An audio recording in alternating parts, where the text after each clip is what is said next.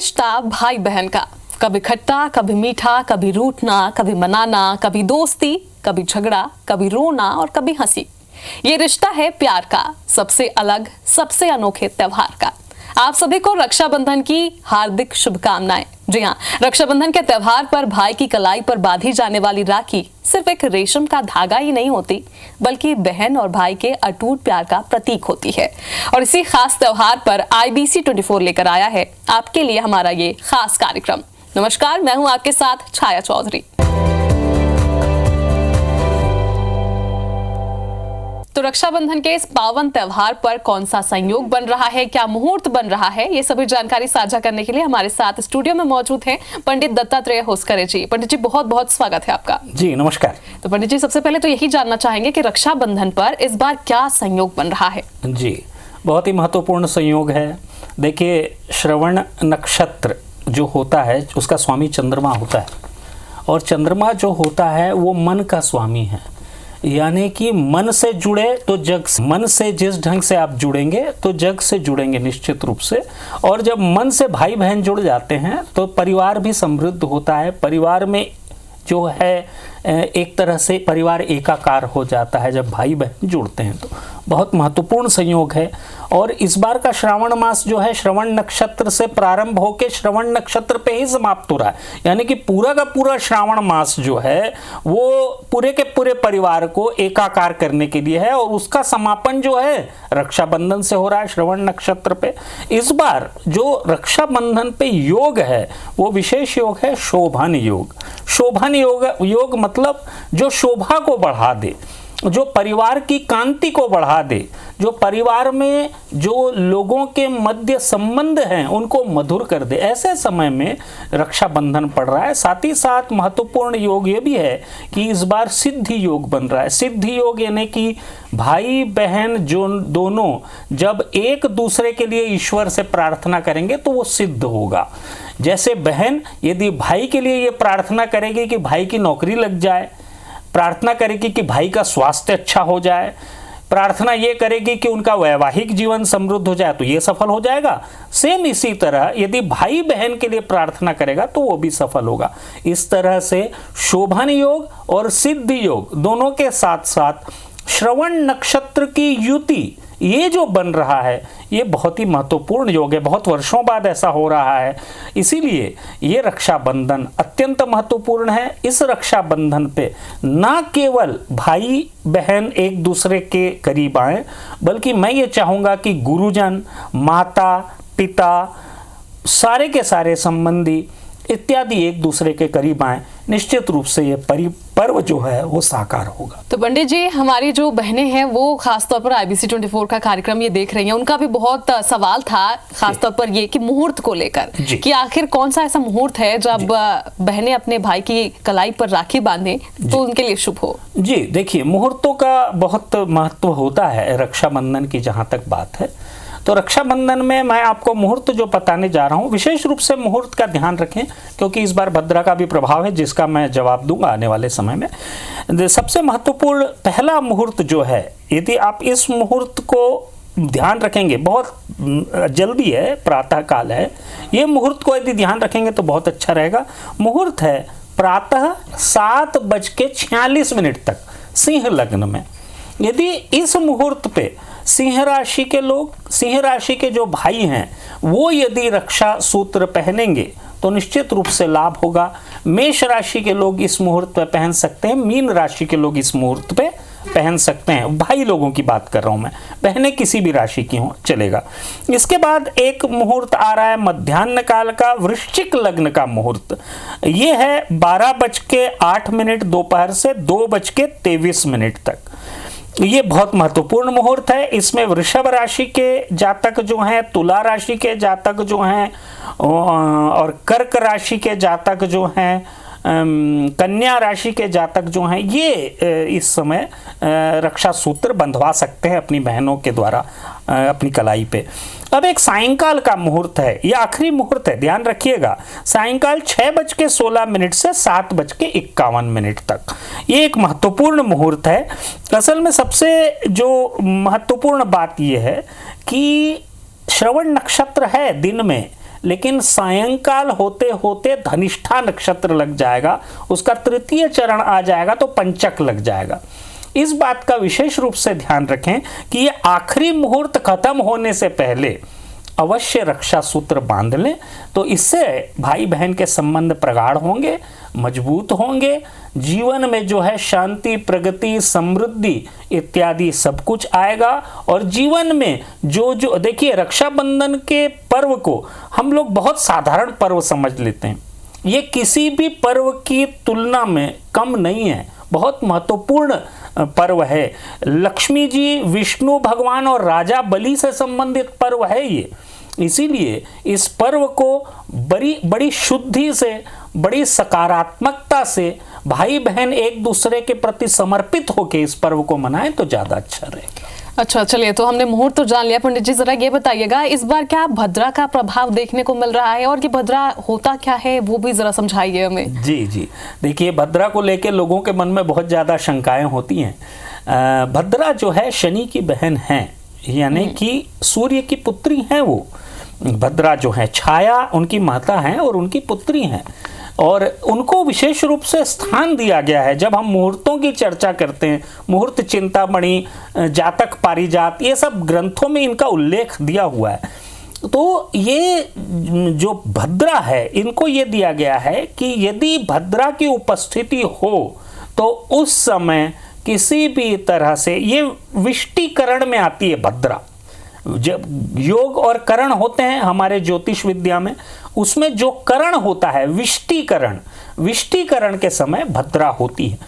तो भद्रा जो है उसका विशेष महत्व ये है कि कुछ विशेष अवस्थाओं में भद्रा के समय रक्षा सूत्र नहीं बांधा जाता, कोई पर्व नहीं मनाया जाता, किसी तरह से कोई धार्मिक अनुष्ठान नहीं किए जाते हैं। लेकिन इस बार जो भद्रा की स्थिति है, श्रवण नक्षत्र है, श्रवण नक्षत्र मकर राशि में आता है। मुहूर्त चिंतामणि में स्पष्ट रूप से लिखा हुआ है कि जब श्रवण नक्षत्र हो, मकर राशि की स्थिति हो और उस समय यदि भद्रा हो तो वो भद्रा पाताल लोक की होती है, यानी पृथ्वी पे उसका वास नहीं होता। दोपहर 1:30 तक ये भद्रा है, आपको किसी तरह से घबराने की आवश्यकता नहीं है।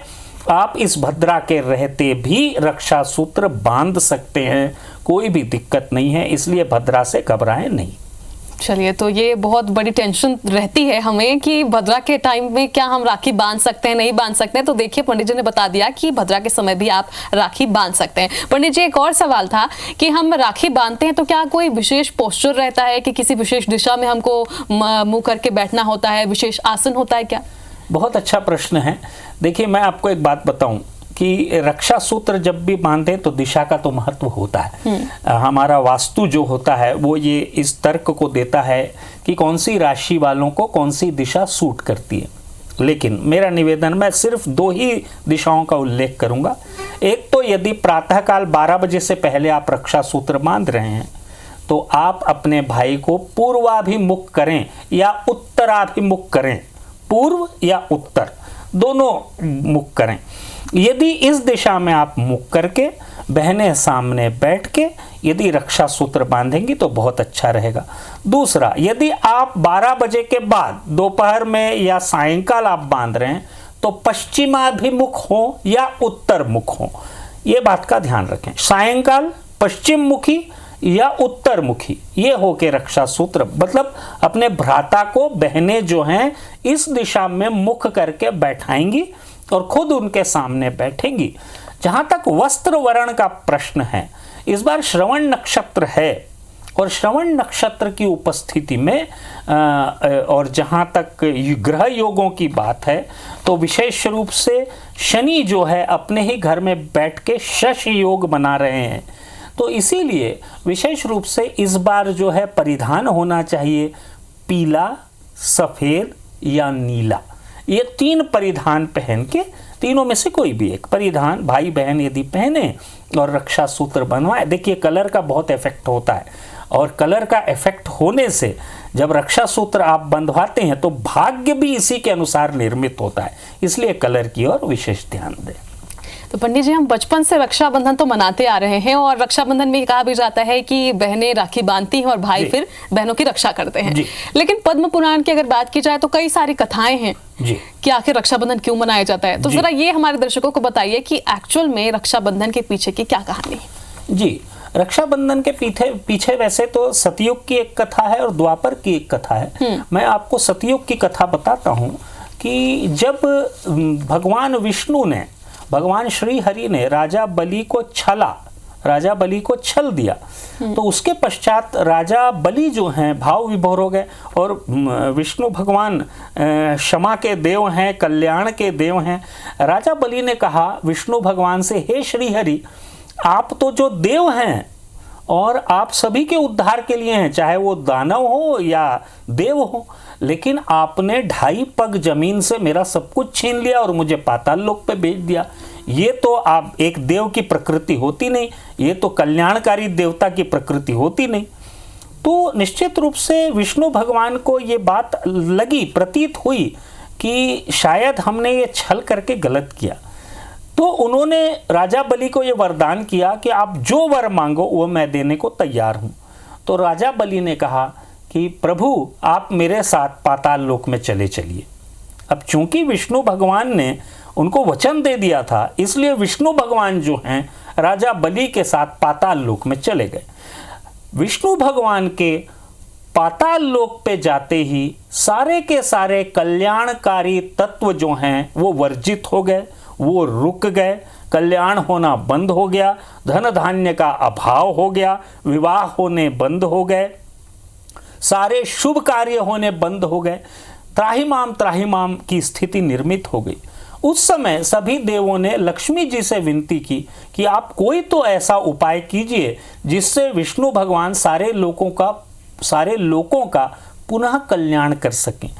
जब लक्ष्मी जी के मन में उपाय सूझा तो वो स्वयं पाताल लोक पे गईं, राजा बलि को रक्षा सूत्र बांधा। ये वही रक्षा सूत्र है, ये न बद्धो बलि राजा दानवेंद्रो महाबला तेन त्वाम प्रतिबद्धनामि रक्षय माचल। राजा बलि से संबंधित ये रक्षा सूत्र है, लक्ष्मी जी ने बांधा। यानी कि रक्षाबंधन के त्योहार में प्रत्येक कन्या जो है लक्ष्मी स्वरूपा होती है और अपने भाई को आशीर्वाद देती है कि वो धन धान्य और समृद्धि प्राप्त करे, कल्याणकारी हो उसके लिए ये वर्ष।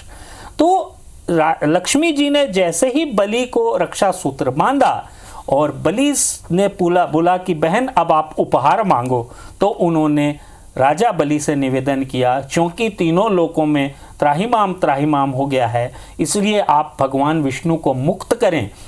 इस तरह से भगवान विष्णु जो हैं मुक्त हुए, भगवान श्री हरि वापस सभी लोगों पे आए और कल्याणकारी कार्य पुनः प्रारंभ हो गए। इसलिए मैंने ये बात आपको कही है कि रक्षाबंधन को कोई सामान्य पर्व न समझें, ये एक बहुत महत्वपूर्ण पर्व है।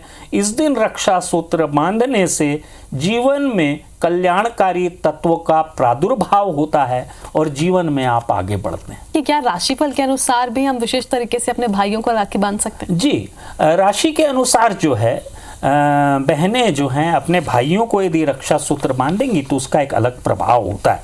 मैं आपको बता दूं कि राशि, जैसे मेष राशि की चर्चा करें, मेष राशि इसका स्वामी मंगल होता है। थोड़े से क्रोधी स्वभाव के होते हैं मेष राशि के जातक।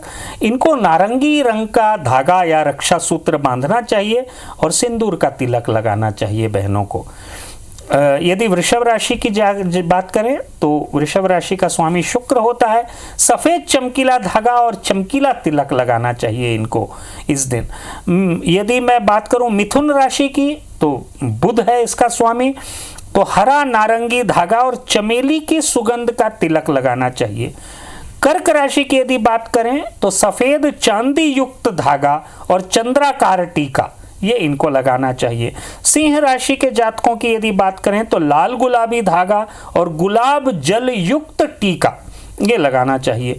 कन्या राशि की यदि मैं बात करूं, ये भाइयों की बात चल रही है असल में। कन्या राशि के जातकों की यदि बात करूं मैं तो इनको हरा नीला धागा और चावल हल्दी का मिश्रित टीका ये लगाना चाहिए।